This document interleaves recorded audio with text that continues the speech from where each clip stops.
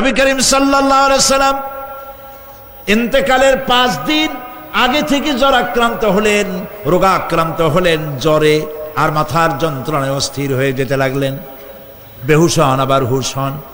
যেদিন তিনি ইন্তেকাল করবেন তার আগের দিনেও তিনি জোহরের নামাজ পড়ার জন্য সাহাবীদের কাঁধের উপরে ভর দিয়ে নামাজ পড়তে গেছেন, পা উঁচু করে নিতে পারেন নাই, পা টেনে টেনে নিয়েছেন। তিনি সেখানে খুতবা দিলেন, বললেন, ও আমার উম্মতেরা, এই পৃথিবীতে আল্লাহ রাব্বুল আলামিন তার এক বান্দাকে পৃথিবীর সব জাগতিক সম্পদ দিতে চেয়েছিলেন, কিন্তু সেই বান্দা সব জাগতিক সম্পদকে উপেক্ষা করে আল্লাহর সঙ্গে দিদার করা বেশি পছন্দ করেছেন।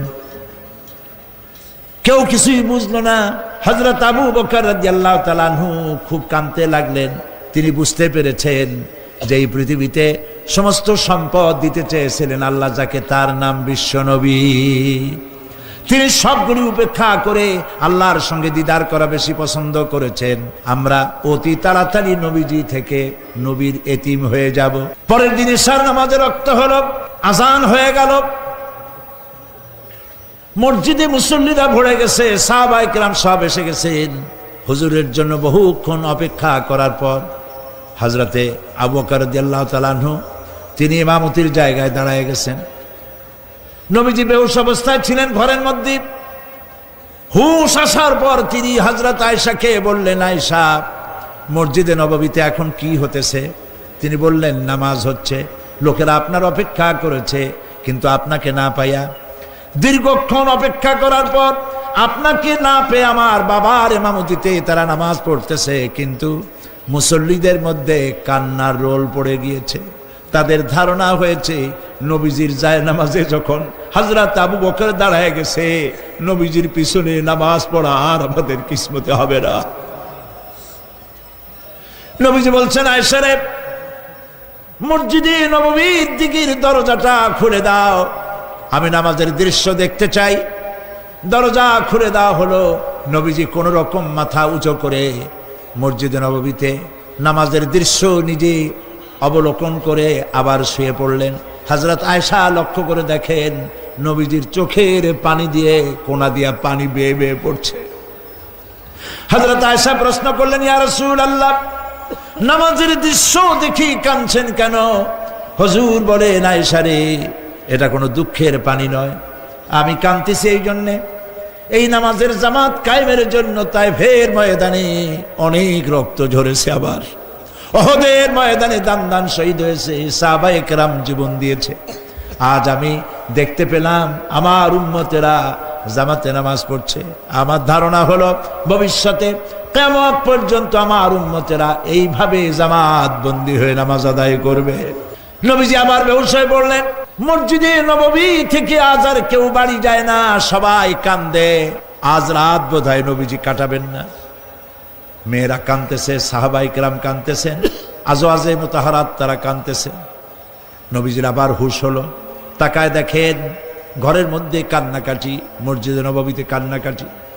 সব থেকে বেশি কাঁদতেছেন মা ফাতেমা। নবীজি হযরত ফাতেমার কান্না দেখে ইশারা করলেন, কাছে আয়। হযরত ফাতেমা রাসূলের কাছে গেলেন। নবীজি কানে কানে কি যেন বললেন, কান্নাটা বন্ধ হয়ে গেল। হযরত আয়েশা জিজ্ঞেস করলেন, মা, তোমার আব্বা তোমার কানে কি বলল আর কান্না বন্ধ হয়ে গেল?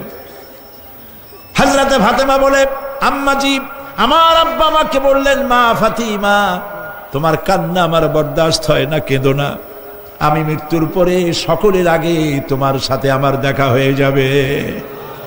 হযরত ফাতেমা বলছেন, আম্মাজি, আমি বুঝতে পেরেছি আমার আব্বার এই কথার অর্থ কি। নবীজির ইন্তেকালের পরে আত্মীয় স্বজনের মধ্যে সবার আগে আমার মৃত্যু হবে আর আমার পিতার সাথে আমি মিলিত হতে পারবো। রাত যখন শেষ হয়ে এলো, নবীজির হুশ হয়েছে। তাকায় দেখেন হযরত জিবরাইল দাঁড়ানো। হযরত জিবরাইল নবীজির চেহারা মোবারকের দিকে তাকায় বলেন, আসসালামু আলাইকা ইয়া রাসূলুল্লাহ। আল্লাহ আপনাকে সালাম বলেছেন, আর আল্লাহ পাক জানতে চেয়েছেন আপনার মুখে আপনি কেমন আছেন। আল্লাহ জানেন আপনার অবস্থা কি, তারপরেও আপনার মুখে শুনতে চেয়েছেন আপনি কেমন আছেন। নবীজি বলছেন, জিব্রাইল বড় কষ্টে আছি, বড়ই যন্ত্রণা, বড়ই কষ্ট। হযরতে জিব্রাইল বলছেন, ইয়া রাসূলুল্লাহ, আজকে এক নতুন ফেরেশতা আমি সাথে করে নিয়ে এসেছি। এই ফেরেশতা পৃথিবীর কোন নবী অথবা কোন মানুষের কাছে যাওয়ার জন্য অনুমতি চায় না, আজ আপনার কাছে অনুমতি ভিক্ষা চায় কাছে আসার জন্য। ওই ফেরেশতার নাম হচ্ছে মালাকুল মউত। হযরতে মালাকুল মউত বলেন, ইয়া রাসূলুল্লাহ, এই পৃথিবীতে আদম আলাইহিস সালাম থেকে নিয়ে পর্যন্ত কোন মানুষের জান কবজের জন্য আমার অনুমতি চাওয়া লাগে নাই, আর কোনোদিন লাগবে না। আজ আমি আসার সময় আল্লাহ বলেছেন আপনার জান কবজের জন্য আমি যেন আপনার কাছে অনুমতি ভিক্ষা চাই। নবীজি বলছেন, আমি যদি অনুমতি না দেই তো কি হবে? হযরতে মালাকুল মউত বলছেন, ইয়া রাসূলুল্লাহ, অনুমতি যদি না দেন আমি ফেরত চলে যাব, আমাকে সেভাবেই বলা হয়েছে। হযরতে জিবরাইল বলেন, ইয়া রাসূলুল্লাহ, হে আল্লাহ রাব্বুল আলামিন আপনার দিদারের ইন্তজার করতেছে।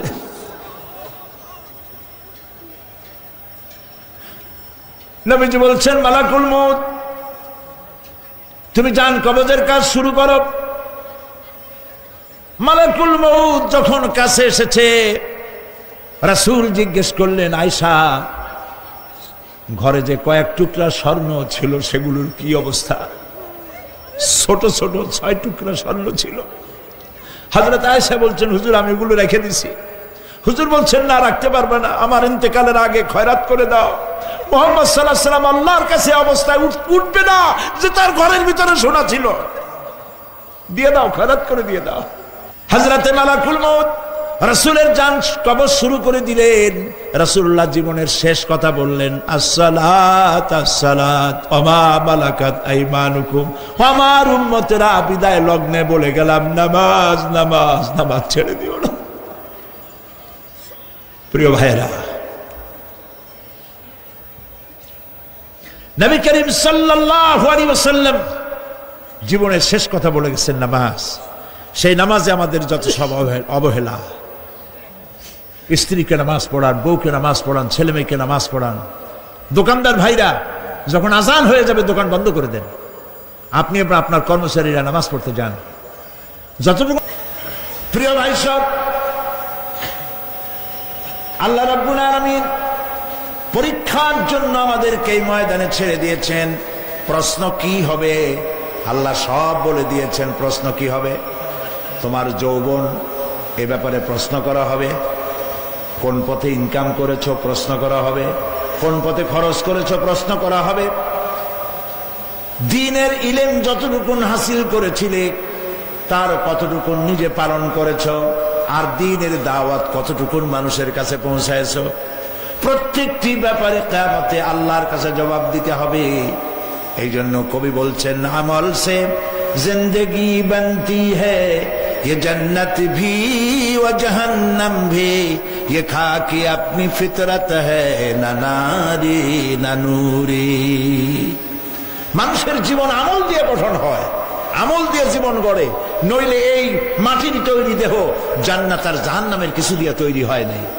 আপনি ইচ্ছে করলে দেহটাকে জাহান্নামের জন্য উপযোগী করতে পারেন, ইচ্ছে করলে এই দেহটাকে জান্নাতের জন্য উপযোগী করতে পারেন। এটি আপনার ইখতিয়ারে আল্লাহ দিয়েছেন, আপনাকে বাধ্য করা হয় নাই যে সেজদা না দিলে ফেরেশতা এসে ঘাড়ের উপরে পিটাবে, সুদ ঘুষ জেনা করলে পরে ঠ্যাং পিটায় ভেঙে দেওয়া হবে না। আপনি বাধ্য নন। আপনি সম্মানিত জীব, আল্লাহ সম্মানিত প্রাণী আল্লাহ পাকের, সেই জন্য মানুষকে বাধ্য করা হয় নাই। অটোনোমাস বডি, অটোনমি দেওয়া হয়েছে, আপনাকে স্বাধিকার দেওয়া হয়েছে। চন্দ্র সূর্যের ব্যাপারে স্বাধিকার দেওয়া হয় নাই। রাত এখন 7:35, সূর্যের বাপেরও ক্ষমতা নাই বাংলাদেশে এখন উকি মারে, ঠিক কিনা? সে এখন আমেরিকায় রোদ দিচ্ছে, তাপ দিচ্ছে আমেরিকায়। ওকে নির্ধারণ করা হয়েছে যেভাবে, সেইভাবেই করতে হবে। পানি বলেন, পাহাড় বলেন, পাখি বলেন, চন্দ্র বলেন, গ্রহ বলেন, নক্ষত্র বলেন, সব জিনিস বাই হুক অ্যান্ড ক্রুক আল্লাহর হুকুম মানতে বাধ্য। কোরআনে কারীম আল্লাহ পাক বলেছেন আফাগায়রা দীনিল্লাহি ইয়াবগুন وله أسلم من في السماوات والأرض طوعا وكرها আল্লাহর দেওয়া জীবন ব্যবস্থা ছেড়ে দিয়ে তোমরা কি অন্য কোনো মতবাদ তালাশ করো? ওয়ালাহু আসলামা মান ফিস সামাওয়াতি ওয়াল আরদ, অথচ আকাশে যা আছে জমিনে যা আছে সব আনুগত্যের মস্তক আমার সামনে অবনত করে দিয়েছে। সুবহানাল্লাহ। মানুষকে আল্লাহ পাক ইখতিয়ার দিয়েছেন, ইচ্ছে করলে মাহফিলেও আসতে পারেন, ইচ্ছে করলে সিনেমাও ঢুকতে পারবেন, অসুবিধা নেই। অসুবিধার জন্য কিয়ামত, ওখানে হিসাব হবে। এখানে আপনি সূর্য চন্দ্র ফেরেশতারও কোনো মাজাল নাই, কোনো ইখতিয়ার নাই আল্লাহর হুকুমের বাইরে কিছু করে। আল্লাহ যা করতে বলেছেন তাই করতে হবে, এর বাইরে এক চুলও নড়তে পারবে না। কিন্তু মানুষেরা করতে পারবে। মানুষ ইচ্ছে করলে নামাজ রোজা ছাড়তে পারে, ইচ্ছে করলে আল্লাহর অমান্য করতে পারে। এটা তার বিচারের জায়গা না, এটা হলো পরীক্ষার জায়গা। এটা কিসের জায়গা? পরীক্ষার জায়গা। এখানে আপনি কামাই করলে ওখানে কিছু পাবেন, এখানে কামাই না করলে কিছু পাবেন না। আরো সোজা করে বলি, কোন কৃষক, যে কৃষক আষাঢ় মাসে শ্রাবণ মাসে জমিন চাষ করে না, পৌষ মাসে তার গোলায় ধান আসবে? কথা বোঝেন নাকি বোঝেন না? পৌষ মাসে গোলায় ধান আসবে? কোনো পাগলও বলবে না যে তুমি তো চাষই করো নাই, তুমি জমিনে, তোমার জমিনের ফসল তোমার ঘরে আসবে কেন? কাজী এই দুনিয়ায় পরীক্ষা দিলে এখানে রেজাল্ট হয়, এখানে গাছ লাগাইলে এখানে ফল দেয়।